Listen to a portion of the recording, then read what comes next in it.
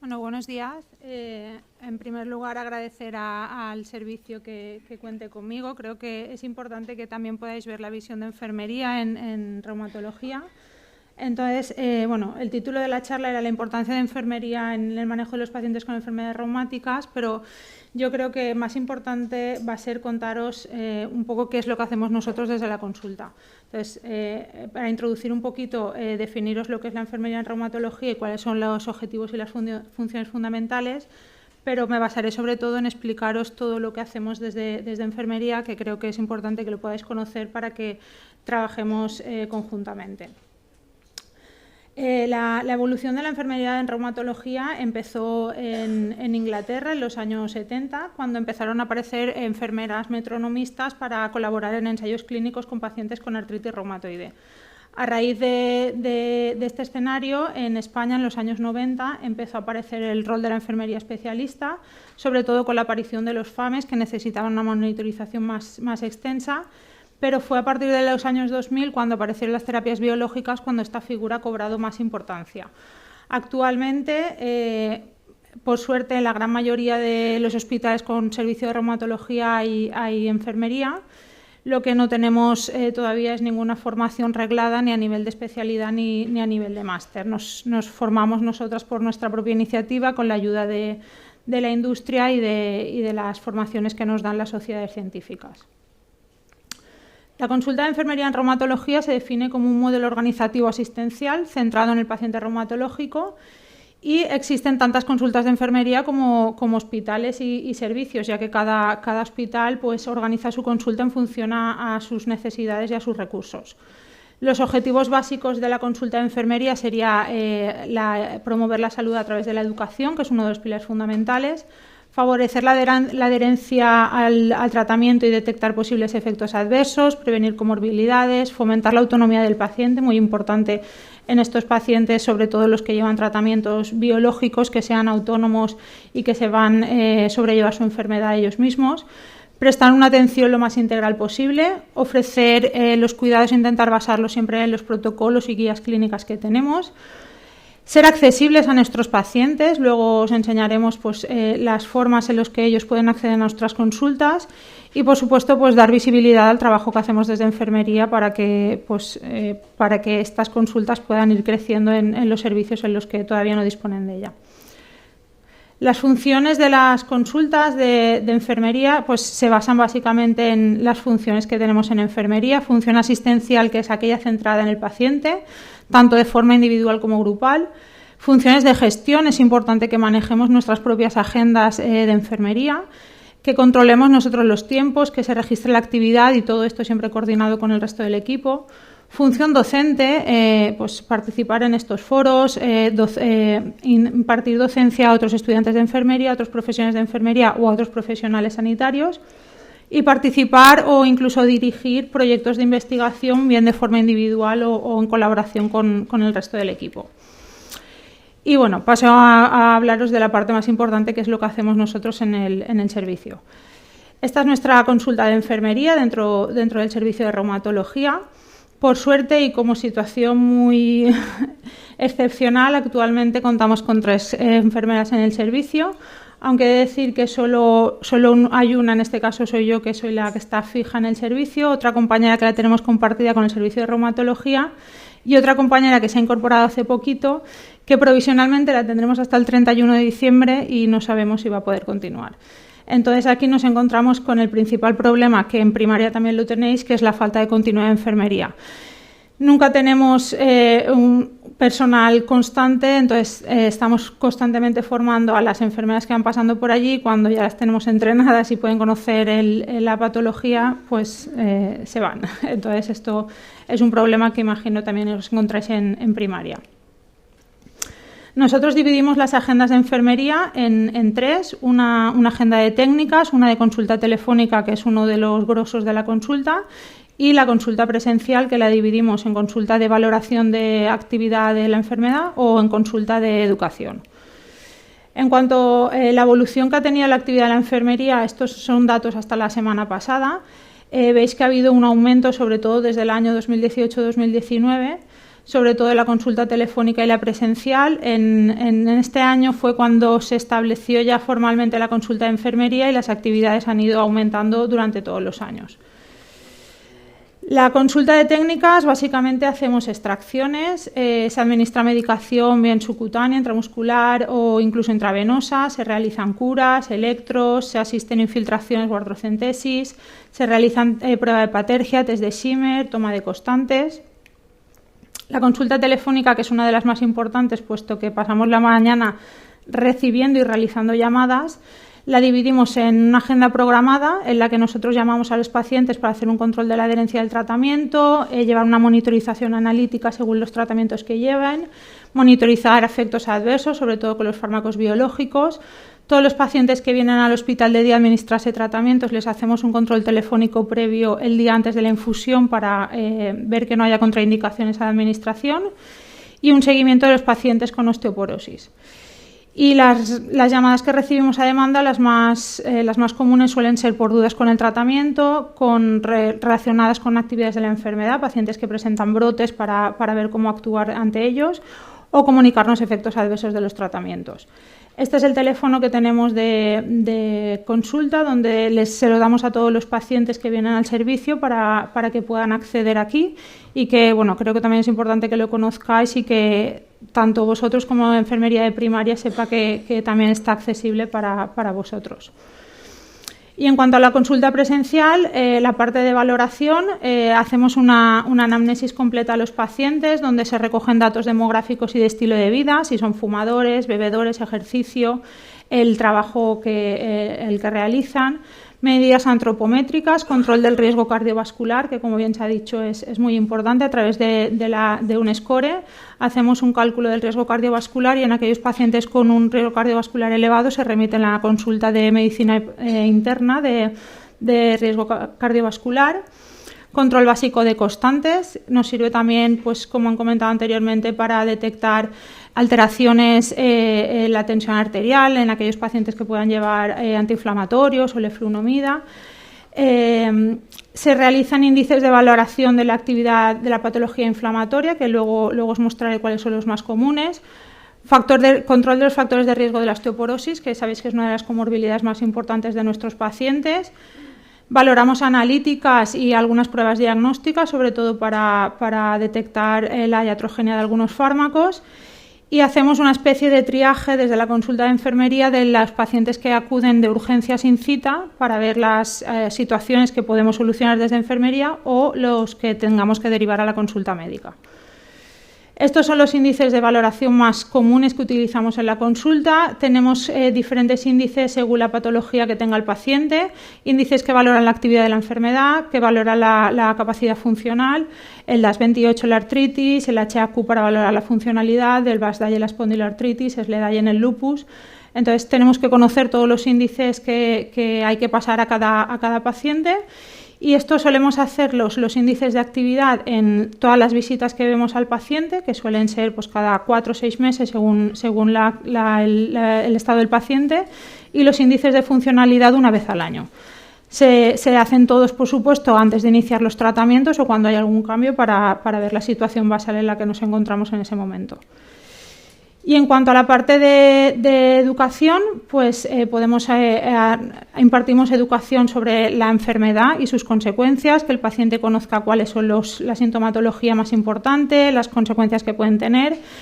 Cuando empezamos tratamientos biológicos, tenemos una consulta específica para ello. Cada vez que un paciente inicia un tratamiento subcutáneo, bien sea biológico, metotrexate o antiosteoporótico, también pasan por la consulta de enfermería para hacer el inicio. Intentamos fomentar hábitos de vida saludables en cuanto a ejercicio, dieta mediterránea, eliminar hábitos tóxicos, ejercicio siempre adecuado a cada patología, insistiendo en la higiene postural y en aquellos pacientes sobre todo con patología inflamatoria. Y una consulta también para pacientes con osteoporosis antes de empezar tratamiento subcutáneo o aquellos pacientes que nos derivan de la consulta médica para darles información sobre alimentación, ejercicio y prevención de caídas. Entonces, las actividades educativas más importantes las dividiríamos en tres. Aquellos pacientes que van a iniciar terapia biológica, los pacientes que inician tratamiento con metotrexate o los que inician tratamiento antiosteoporótico subcutáneo. Todos estos pacientes, el 100% de estos pacientes pasan por nuestra consulta antes de empezar el tratamiento. Cuando un paciente va a empezar tratamiento biológico, este es el curso que se realiza al paciente. Se decide por parte del reumatólogo iniciar o cambiar tratamiento si lo lleva previamente. Se realiza la preparación previa con el screening para descartar infección por tuberculosis, otras enfermedades y se actualiza la vacunación. Se realiza una comisión con la farmacia del hospital, donde estamos presentes en enfermería, donde se aprueban y se deciden los fármacos que se van a iniciar. Se cita al paciente en la consulta de enfermería para iniciar el tratamiento y nosotros desde enfermería previamente tenemos preparados al paciente, tenemos preparada la medicación para que ese día el paciente se pueda administrar la primera dosis en consulta siempre bajo nuestra supervisión. Se realiza la educación, bien sea subcutáneo, oral o intravenoso, se informa de la posología, forma de administración, efectos adversos, cómo actuar ante diferentes situaciones y posteriormente se realiza un seguimiento telefónico para valorar adherencia y tolerancia y el seguimiento posterior presencial en conjunto con la consulta del reumatólogo. Las intervenciones básicas de enfermería serían, pues informamos al paciente del circuito de dispensación, sabéis que este tratamiento es de dispensación hospitalaria, entonces deben conocer horario, situación, cómo deben acudir a farmacia para que les dispensen el fármaco. Actualizamos calendario de vacunaciones antes de empezar el tratamiento. Toda la información que se le da al paciente se le da también en formato papel y soporte electrónico. Intentamos que el paciente sea autónomo a la hora de administrarse el tratamiento, porque son tratamientos de larga duración, algunos semanales, incluso algunos diarios. Entonces intentamos que el paciente pueda ser autónomo para no depender tanto del sistema sanitario. Les explicamos las situaciones en las que se debe suspender el tratamiento, como han comentado antes, en caso de infecciones, herpes, cirugías, embarazos. Siempre se administra la primera dosis en consulta. Tenemos dispositivos de muestra para practicar con el paciente. Entonces, practicamos las veces que haga falta y la primera dosis intentamos que se la ponga el paciente siempre en consulta, porque luego en casa para no tener dudas.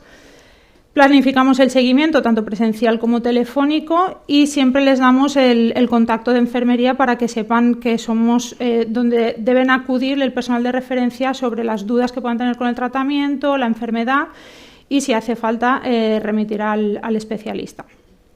Estos son todos los dispositivos con los que contamos hoy en día en la consulta. Como veis, creo que solo hay 2 iguales. Cada uno tiene la forma de administrar diferente, la posología diferente, indicaciones diferentes. Entonces, desde enfermería tenemos que conocer cada dispositivo, cómo se administra, la pauta que tiene e intentar explicar al paciente de la mejor manera posible para que se lo puedan administrar en casa. Todos los pacientes que inician tratamiento biológico reciben esta hoja informativa donde recalcamos las situaciones más importantes que deben saber a la hora de manejar el tratamiento, de conservarlo en las mejores condiciones posibles. Tenemos la típica piel de mentira para practicar con el paciente, el circuito de farmacia hospitalaria. Todos se van de la consulta con su nevera, sus plagas de hielo y su contenedor para desechar el fármaco y con el teléfono abajo donde pueden consultarnos ante cualquier duda. Luego pasaríamos a los pacientes que empiezan tratamiento con metotrexato. Como ya han explicado anteriormente, sabéis que es un antineoplásico, inmunosupresor, antagonista del ácido fólico y que en reumatología, cuando lo iniciamos, sobre todo al inicio y durante el tiempo que mantenga el tratamiento, tenemos que vigilar posibles alteraciones a nivel del hemograma y de nivel hepático. Entonces, con los controles analíticos, nosotros también desde enfermería controlamos que no haya ninguna alteración. También tienen una hoja de recomendaciones específica del metotrexato para que sepan cómo conservarlo, cómo actuar, dónde lo tienen que recoger. Aquí ya sabéis que primero sois muy importantes porque primero la dispensación se hace desde el centro de salud y muchos pacientes van allí a administrárselo. Y muy importante insistir en la contraindicación del alcohol durante el tratamiento y del embarazo, ¿vale? Porque sí que nos hemos encontrado pacientes, pues eso, que ya, aún explicándoselo todo, han venido a la consulta diciéndonos que estaban embarazadas con el tratamiento.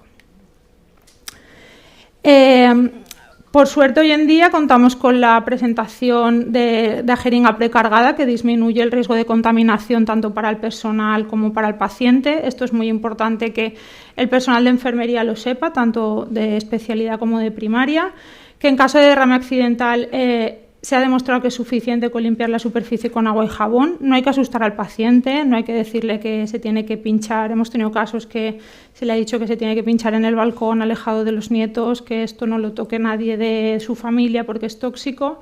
Entonces, eso lo que conseguimos es asustar al paciente y explicarle que las dosis que se utilizan en reumatología, los riesgos son mínimos. Desde el grupo de la Sociedad Valenciana de Reumatología, hace un par de años creamos también un folleto de recomendaciones para pacientes en tratamiento con metotrexato, donde intentamos explicar todo lo más importante. Entonces, también es un material que tenéis disponible en la página web de la Sociedad Valenciana de Reumatología y que puede utilizar cualquier profesional.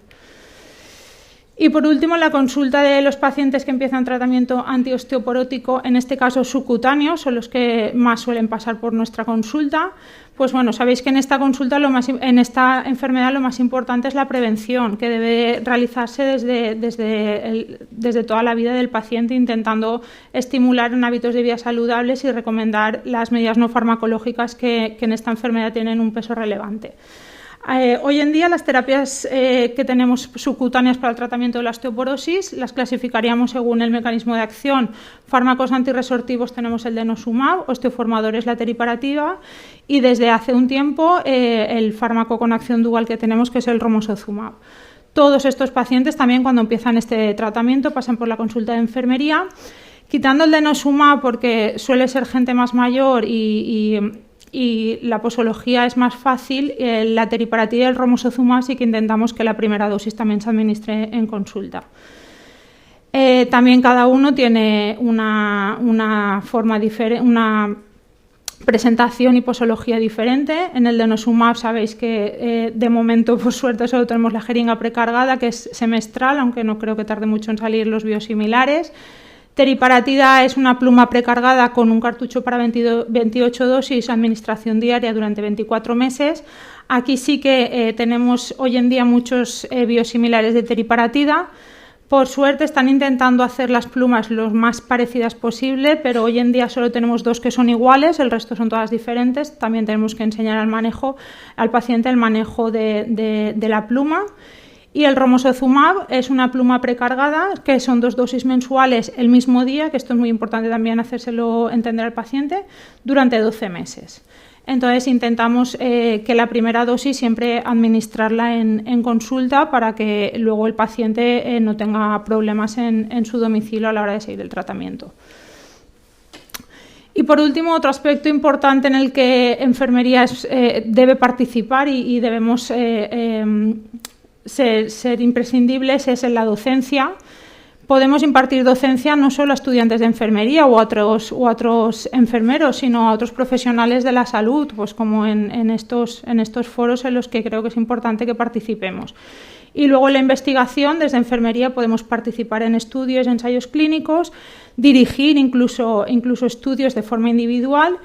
Y siempre intentar en los estudios que se realizan en el servicio, que decir que en mi caso se cuenta con enfermería para la mayoría de los estudios, estar presentes en todos estos estudios. Entonces, os traigo una pequeña muestra en estos 2 últimos años, en todos los cursos formativos que hemos impartido desde enfermería, en este caso del hospital, cursos de osteoporosis para otros enfermeros, de artropatía psoriásica, de lupus y estudios en los que participamos activamente junto con el resto de servicios. Participamos en una plataforma a nivel nacional de registro de acontecimientos adversos para terapias de pacientes con terapias biológicas, estudios que se hacen con pacientes con espondiloartritis. También se participaron en un estudio que en pacientes con certolizumab, cuando iniciaban tratamiento, se hacía un seguimiento más intenso. Entonces, bueno, esto es una pequeña muestra de lo que podemos hacer y creo que es importante que enfermería esté presente. Y ya para terminar, como conclusiones, pues decir que en reumatología, aunque en todas las especialidades debe ser igual, el trabajo coordinado entre médico y enfermera contribuye a que la calidad de vida de los pacientes sea mejor, aumenta la información y la confianza de los pacientes.